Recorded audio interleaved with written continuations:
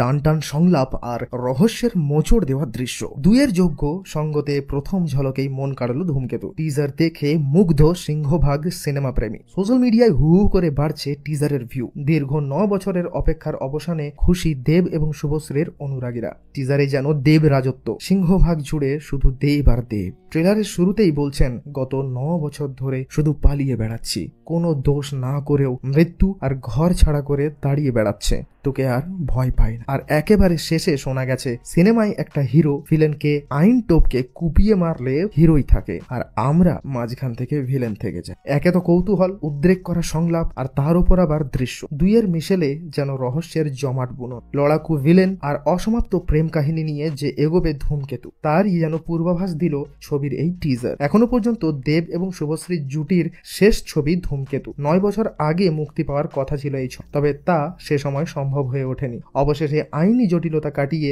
প্রেক্ষাগৃহে আলো দেখতে চলেছে সেই সিনেমা। কৌশিক গঙ্গোপাধ্যায়ের ফ্রেমে সেই প্রথম ছক ভাঙা চরিত্রে ধরা দিলেন দেব। আগে মুক্তি পেলে প্রযোজক হিসেবে ধূমকেতুর মাধ্যমেই হাতেখড়ি হতো দেবের। সঙ্গে প্রযোজক রানা সরকার। যৌথ প্রযোজনায় তৈরি এই ছবিটি মাঝে দীর্ঘ সময় পেরোলেও কৌশিক গঙ্গোপাধ্যায় পরিচালিত এই ছবি নিয়ে সিনেমা প্রেমীদের উন্মাদনায় বিন্দুমাত্র ভাটা পড়েনি। আগামী 14ই আগস্ট ছবির মুক্তি। প্রথম ঝলক দেখেই উত্তেজনা ফুটেছে বাংলা সিনেমা প্রেমীদের।